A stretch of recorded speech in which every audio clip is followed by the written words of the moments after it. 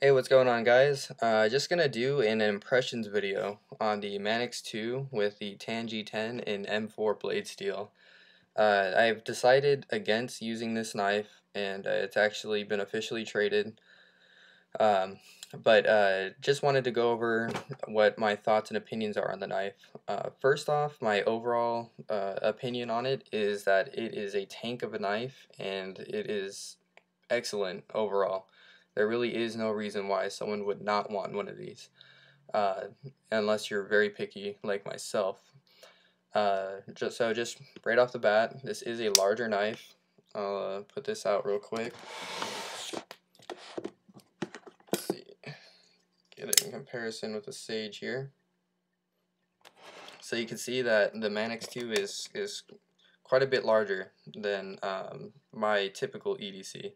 So right off the bat, I'll carry a military here and there, but if I'm gonna go big, I'm gonna go all the way. If not, I prefer the smaller size folders, such as the Sage series here, which you can see is quite a bit smaller. But just going over, it has a full flat grind, just as all the majority of the sprint runs of the Manix 2s. So M4 blade steel, which is a tool steel, very, very durable. With this steel, you really don't need to sharpen it for a long time, similar to that S90V. Just holds an edge forever, and it actually stays sharp. Working edge doesn't even get to a working edge for a long time. It stays stupid sharp for a very long time. Manix 2, just similar to the Sage, we got the choils here, finger choils. We got the first deep one here for when you're doing a full hand grip. You got choil up here on the blade, which is jimped underneath, and you got jimping on the ramp here for when you want to choke up. As far as the handle goes, you can see plainly here, clearly, that is Tan G10, quite a light brown, very grippy. That's one of the cons that I don't like for me, is that the G10 from Spyderco is so excellent and grippy, it destroys the heck out of my pants. Having the clip tight to the G10 there, sliding this in and out of my jeans just completely tears up my jeans, so I can't stand that because it's just ruining my pants. Uh, Jimping, the liners are skeletonized like crazy. You can see inside there, I mean, they are hollowed out like crazy, just huge holes. And as you can see here, there are ridges all along here that actually um, come out of the handle, so it's completely jimped all around the bottom of the handle here. And then you got even jimping not only on the blade here, but you have little bits of jimping all the way around these two lines here. Hopefully that's picking up all through here and all up on here. And then you got jimping all across the top here. So this knife is nothing fancy, can't say anything on this knife. I mean, this is just jimped out. So you got jimping on the blade ramp, underneath the blade choil, all along these first choil into the finger choil here, jimping all along the bottom of the knife here, and you got jimping all along the top here. So this knife just sticks in your hand when you hold it. Feels extremely comfortable, whether you're doing a very far back grip, finger choil grip here, and then the upper forward finger choil that's included on the blade. It is comfortable in all grips, comfortable in a reverse grip. This knife is just insanely comfortable. Like I said, it's kind of like a supersized Sage. You have a two-way pocket clip, which is left and right, tip up only. As you see here, you cannot do tip down.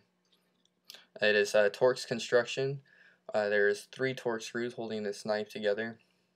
You have the pivot, which is fairly large, and then you got the 2 top screws here, and then you just have a giant lanyard tube, which kind of acts as a standoff, like seconds as a standoff, because there are no other screws around here on either side other than just on the clip, but that does not go through the knife. So as you can see there, the only thing holding this handle apart is this lanyard tube here, which is kind of sandwiched between the scales, and that's it. There's no other anything, standoffs behind the knife. It's all empty in the back here, up until you get to the jimping here, which you have the steel insert and where the screws are screwed in. Now, this is the main reason why I'm not keeping this knife. And to a lot of people, it's going to be like, oh, that's what's bugging you? You're getting rid of such a, hot knife, sprint run, or whatever. It is because of the ball bearing lock. Now, I realize that I can hold the clip, and I can put this into my palm, and I use my index and thumb to push down, and the blade closes. Not hard, right? It isn't hard. I mean, it's not that it's difficult, but it is a lot more work than me just going like this and going like that. I have to hold the knife, open it all the way up. I'm holding it in a grip, and then if I want to close it, I got to position my index and thumb. I got to recede my fingers off the handle behind the clip and make sure that the heel of the knife is in my palm, and then press down. So it's a lot more steps than just in my hand to just switch over and it's closed. And I just prefer the ease of a liner lock or, frame lock. Same thing with the Sage. Just open, I'm holding it, just press my thumb down a little bit and it's closed. Real easy. Where this one I actually have to put pressure into like several points on my hand, including my palm, getting pressure from the back of the knife, pressure of my fingers pushing against the pocket clip here to make sure the knife doesn't move, and then tension of my thumb and index finger having to, push against the resistance of that spring inside the ball bearing lock to close it. The ball bearing lock, it's very nice the way they have it set up. These plastic, they call it a caged ball bearing lock. This plastic polymer here kind of slants, so it gives better, I guess, pull. You have more leverage against it as it kind of pyramids upwards. So when you're pushing down, that aids the opening and closing of this. So that I do like. The ball bearing lock itself is supposed to be one of Spyderco's strongest locks, so it is stronger than that of a frame lock or a liner lock. But for my medium uses, I just don't need that much strength in a lock. But like I said, I mean, this is really aimed for being hard use. You got jimping all over this knife. Very cool with the M4 steel, so very, very strong, tough steel. And then you got that ball bearing lock, and then you have like a bit of an oversized pivot in comparison to some other pivot screws that Spyderco uses. And then the super skeletonized liners in here. So overall, I mean, the Manix 2, especially these sprints, I mean, they are excellent. If you can get in on any of them, you really can't go wrong. I mean, the knife is excellent. Just for my personal preferences, the knife is a little bit on the larger side.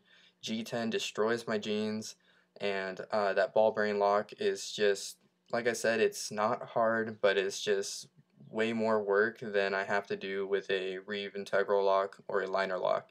So that's just my personal preference, and that's the reason why I'm passing it along. And then, so yeah, those are my overall impressions of the Manix 2. Did not get around to using this. It's just been open and closed and fondled just to see what I like and dislike. And I've decided that the Manix 2, as good as it is, it's just not for me, given my tasks.